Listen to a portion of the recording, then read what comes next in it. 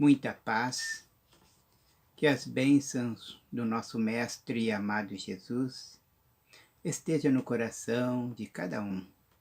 É uma alegria estar novamente junto com os amigos e irmãos de Ideal Espírita, aqui da Sociedade Espírita Auxílio Fraternidade de Juí, e trago um abraço dos nossos companheiros e trabalhadores do Grupo Espírita Chico Xavier de Santo Ângelo para os amigos aqui de Ijuí.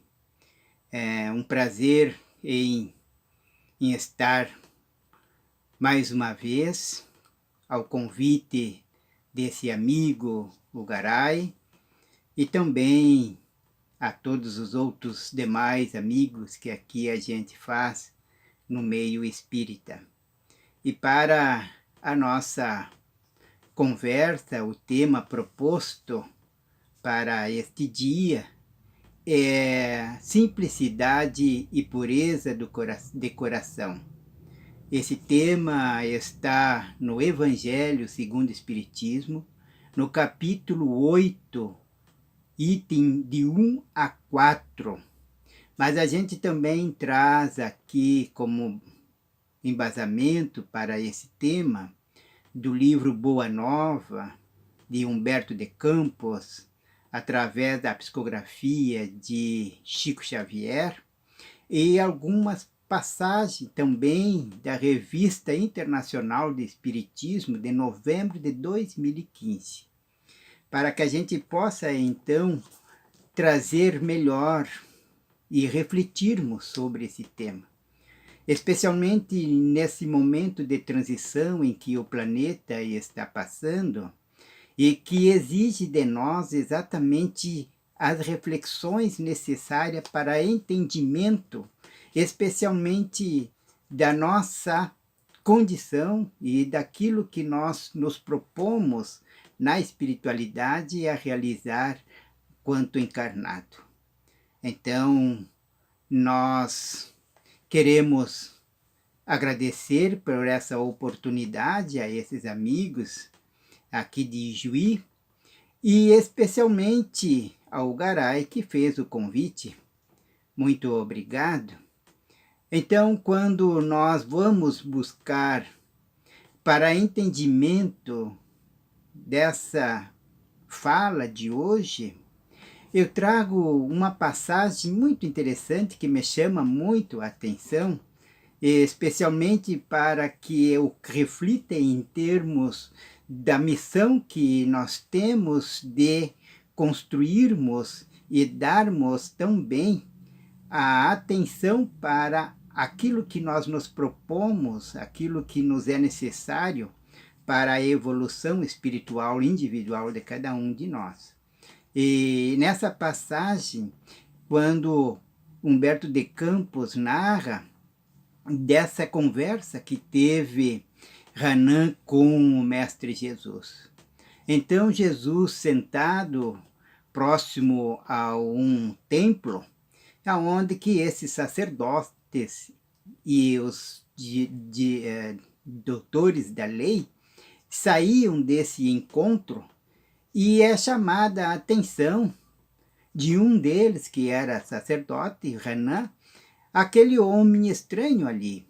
E ele vai até ao Mestre Jesus e pergunta: Galileu, que fazes na cidade? E Jesus, com a sua serenidade, diz para ele: passo por Jerusalém buscando a fundação do reino de Deus. E Renan, não entendendo muito bem o que Jesus estava lhe falando, ele pergunta: reino de Deus? E que pensas tu venha a ser isso?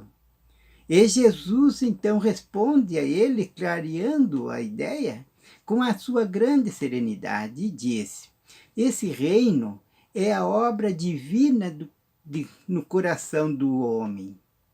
Então, quando Jesus responde a ele que é a obra divina no coração dos homens, e ele então, mais uma vez, ele busca uma resposta de que não entendeu a palavra do mestre. E ele pergunta, obra divina em tuas mãos? E aí, então, Jesus, nesse diálogo com Hanan, ele vai se estendendo as suas dúvidas e o seu questionamento, aquele homem estranho que ali se encontrava, né? E ele então vai perguntar também ao Mestre Jesus: propões-te realizar uma obra divina e já viste alguma estátua perfeita, modelada em fragmento de lama? E Jesus, então, com sua serenidade, replicou ao sacerdote, com uma energia de serenidade. E ele diz ao Hanan: nenhum mármore existe mais puro e mais formoso do que o do sentimento. E nenhum cinzel é superior ao da boa vontade. Então, quando Jesus traz essa resposta, logicamente que trazendo para os nossos dias, buscando uma interpretação desse diálogo de Jesus com Hanan, nós vamos trazermos aqui um entendimento de que o mármore simbolizava, naquele momento, as maiores riquezas material. E Jesus, então, estava colocando que acima de todas essas riquezas materiais, ao quais naqueles momentos se dava importância, Jesus colocava o sentimento como maior do que todas as coisas e todas as riquezas materiais. Então, Jesus busca simbolizar aquilo que ele queria traduzir nas suas explicações para Hanan, que o mármore, por mais valoroso que ele é, por toda a beleza que ele tem, ele está muito aquém do sentimento. E quando ele fala do cinzel, que cinzel é um instrumento manual, que tem uma ponta, uma lâmina na ponta, para esculpir, para gravar, para talhar. E Jesus está colocando que essa ferramenta que os homens buscam pela arte desenvolver as suas atividades, ainda está muito aquém da boa vontade que Jesus coloca somando ao sentimento, para a construção desse reino divino no coração dos homens.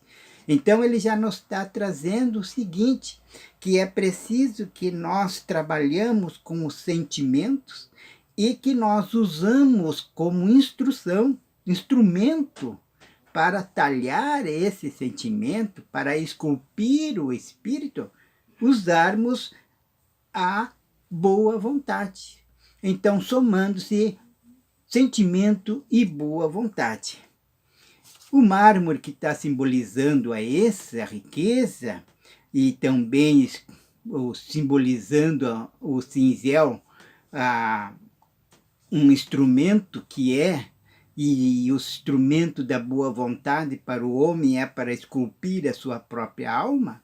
Então, nós vamos ver que na continuidade desse diálogo de Jesus com Hanan, que nos narra Humberto de Campos, no livro Boa Nova, Hanan ainda vai perguntar se Jesus conhece Roma ou Atenas, e Jesus vai dizer para ele convictamente: conheço o amor e a verdade.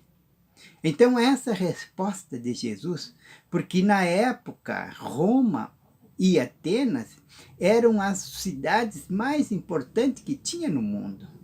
Então, Atenas, pela sua grandeza de intelectualidade, pelos intelectuais que lá havia, e Roma pelo seu poder político. E Jesus coloca ele que conhece o amor e a verdade.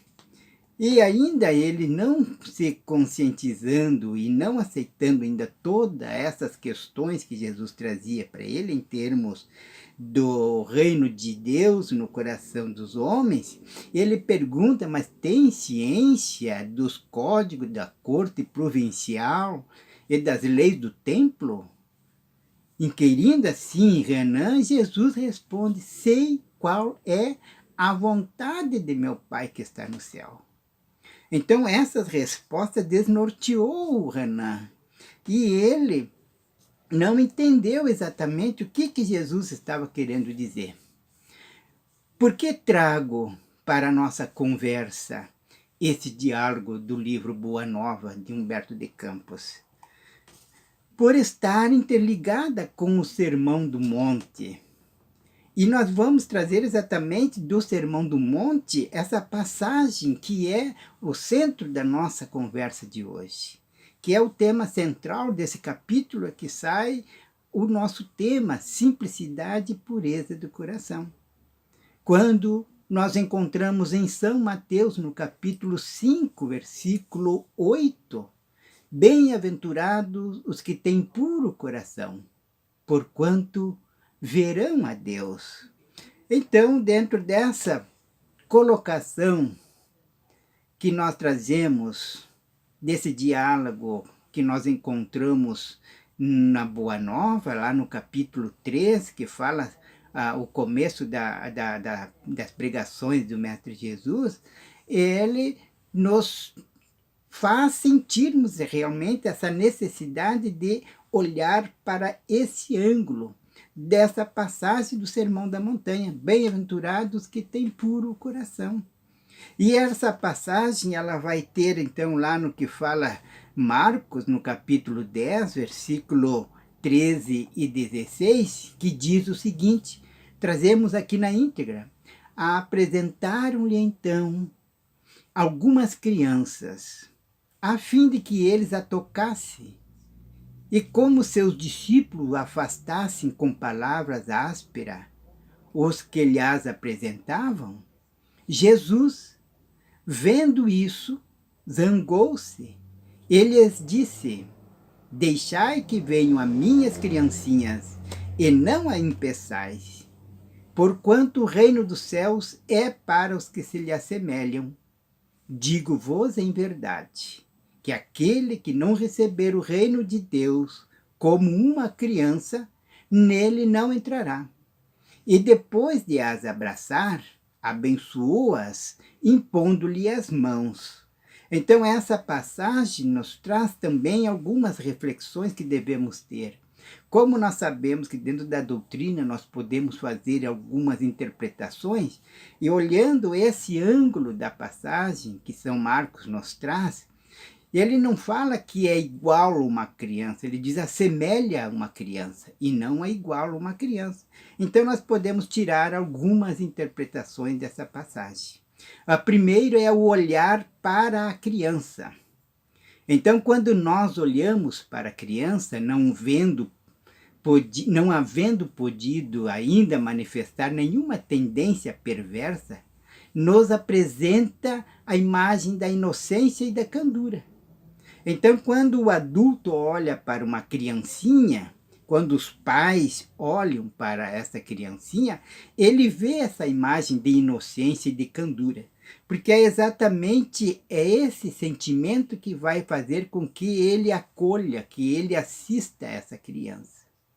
O segundo ponto é o olhar de pai para essa criança, e também nós olhamos o outro, que é a forma que nós vemos uma criança. Então, o olhar do pai para a criança é quando ele vê a necessidade de cuidados especiais que ela deve ter. Somente a ternura lhe pode dispensar. Então, primeiro é que nós vamos ver o olhar para a criança, depois o olhar de pai para a criança. E terceiro, nós vamos ver o olhar da criança ao pai. Então, nós vamos perceber essa diferença do olhar de uma criança para o seu pai. Porque ela necessita desse cuidado, dessa proteção. E com humildade que ela tem. Então, ela busca o pai como um porto seguro. Uma criancinha vê os seus pais, ali a segurança para ela. Ela vê a sua condição de sobreviver. Então, dentro dessa necessidade de proteção é que a criança olha para o pai, para os pais. E o que mais a criança vê em seus pais, além de segurança, certeza que o seu amor lhe cubra a vida. Então a gente pode fazer todo esse raciocínio. Por essa razão é que Jesus, quando fala que nós devemos ver como uma criança, é nós nos sentirmos diante de Deus. É essa criança que precisa de seguro, que precisa de proteção, que nós precisamos de olhar para o nosso Pai, o nosso Criador, com a humildade, com a confiança. Então nós precisamos desenvolver essa fé. Então esse olhar da criança para os pais é o que mais nos aproxima na interpretação dessa passagem de São Marcos, quando é apresentada a criança a Jesus. E Jesus diz que era preciso que o homem se assemelhe a uma criança para poder ver o reino dos céus. Então Jesus está falando exatamente da pureza de coração. Porque a pureza de coração, digamos, voltando para o caso da criança, ela não teve tempo nenhum de apresentar o seu verdadeiro caráter, a sua verdadeira personalidade. Ela é aquela inocente em que busca esta segurança e que ela ainda está, por não ter podido fazer nem o bem e nem o mal, essa pureza de coração, ou seja, ainda não está maculado esse coração. Ela está exatamente dentro de uma condição aonde que não apresenta nem o bem e nem o mal. Mas é preciso que nós buscamos entender o que Jesus fala quando ele nos coloca que nós temos que assemelhar a uma criança. Então a pureza do coração é inseparável da simplicidade e da humildade. É o que nos diz o Evangelho no capítulo 8, item 3. E exclui toda a ideia de egoísmo e de orgulho. Então, a grande necessidade que Jesus nos coloca nessa caminhada é nós excluirmos a ideia de egoísmo e de orgulho. E o Evangelho vai nos dizer mais à frente que a chaga da humanidade, o câncer da humanidade, é o egoísmo e é o orgulho. E é esse o que move o homem para todas as mazelas, para todas as violências, para todos os crimes, para toda a base das nossas dores e sofrimento está pelas nossas atitudes com base no egoísmo e no orgulho. E na continuidade que o Evangelho nos traz, vai dizer assim os Espíritos para nós. Por isso que Jesus toma a infância como emblema dessa pureza, do mesmo modo que a tomou como o da humildade. Então, para que nós tenhamos a compreensão dessa passagem de Jesus, é preciso que nós mudamos a nossa maneira de ver.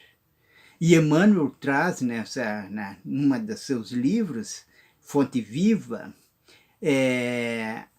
uma passagem do modo de ver e do modo de sentir. Então nós temos que aprender exatamente a desenvolver essa capacidade de sentir. Então quando nós trazemos aquela passagem, aquele diálogo de Jesus com Hanã, e ele colocando que ele veio para fundar o reino de Deus no coração do homem, é para que nós voltamos para dentro de nós.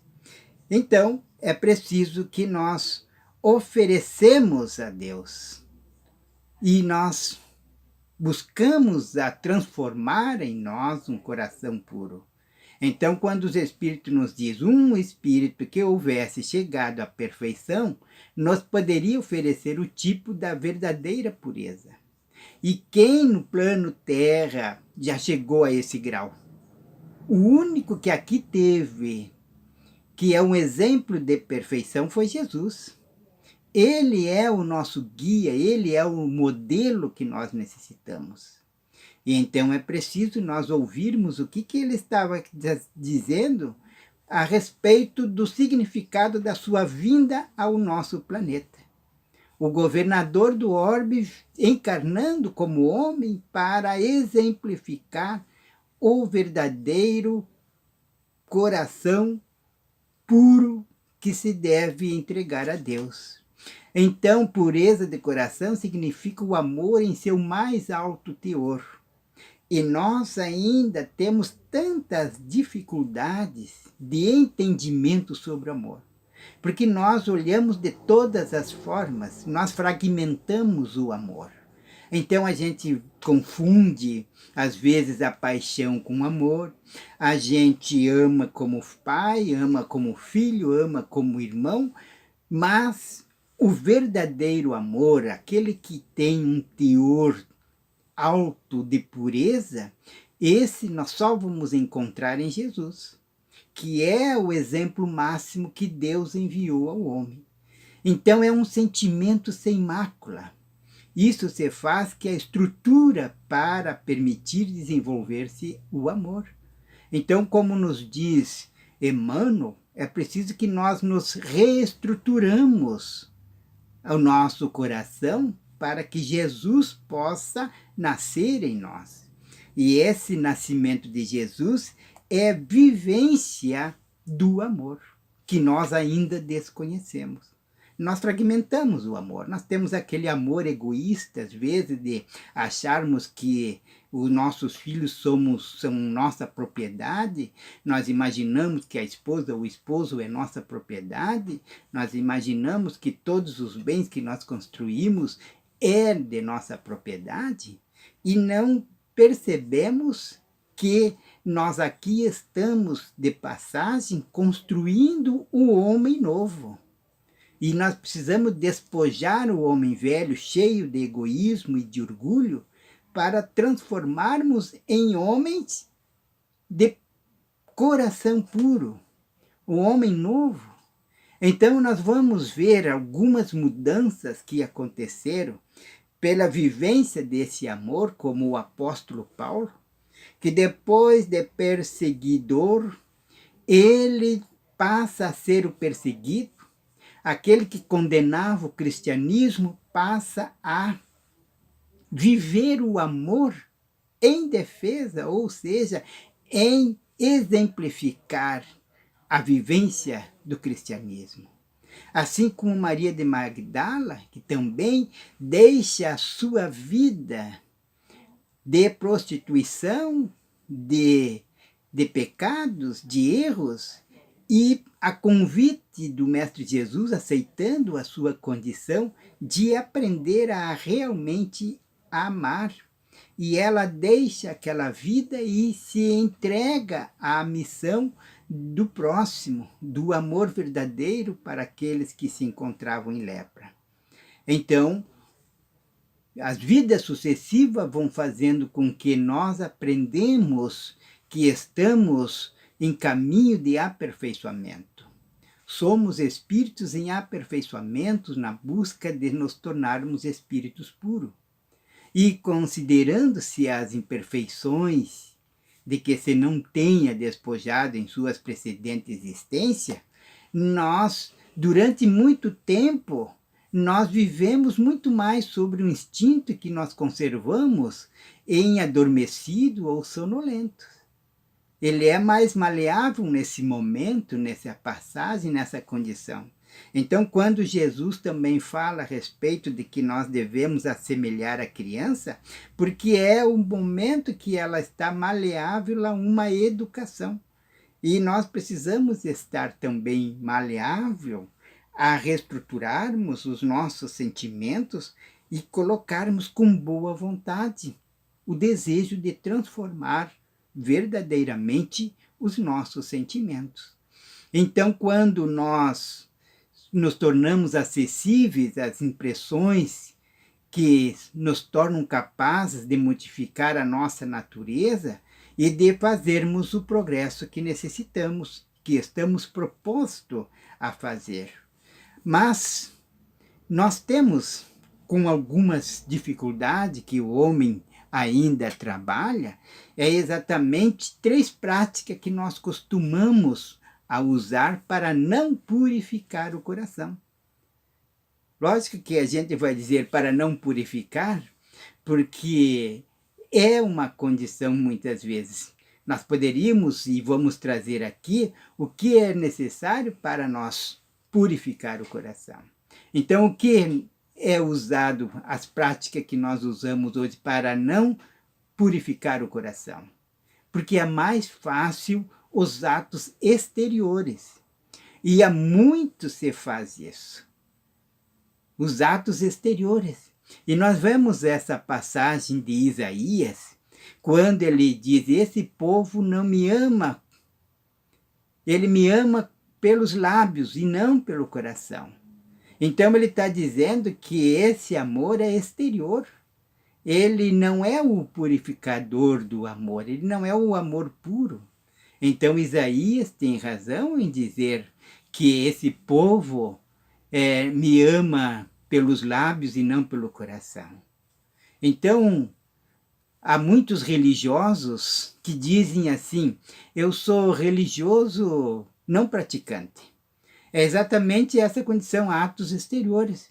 Ou seja, ele vai uma vez no culto ou na missa, enfim, e aí para cumprir aquele compromisso de religioso. Ah, eu vou na missa uma vez por ano, ou eu vou no culto uma vez por mês, para cumprir com o meu dever. Então eles costumam dizer, não praticante. E assim tem muitos espíritas, que também são espíritas não praticantes, que vão lá no centro para receber um passe, lá de vez em quando, que é para aliviar a sua carga. Ele aliviou a sua carga e ele volta a ser o mesmo. Então, os religiosos não praticantes, os atos exteriores. Então, essa é a maneira de não purificar o coração para não assumir os compromissos. Sem comprometimento. Então, esse é um cuidado. Porque a necessidade mesmo é de reformar-se moralmente. Então, para purificar o coração, é reformar-se moralmente. E isso vai fazer com que as palavras de Jesus colocadas a Renan na obra Boa Nova, quando ele diz, eu vim implantar o reino de Deus no coração dos homens, e essa obra é uma obra divina para o coração dos homens, ele está dizendo que o sentimento e a boa vontade vão fazer com que nós nos purificamos, nós tornamos o coração mais puro. Então é preciso reformar-se moralmente. Reformar-se é um trabalho que precisa de boa vontade. E moralmente é um sentimento que nós vamos desenvolver para que a gente possa cumprir assim com as nossos compromissos e especialmente para levarmos-nos a um patamar, a uma grandeza, a uma condição melhor. O outro ponto que nós trazemos assim para essa reflexão, para não purificar o coração, é lavar as mãos.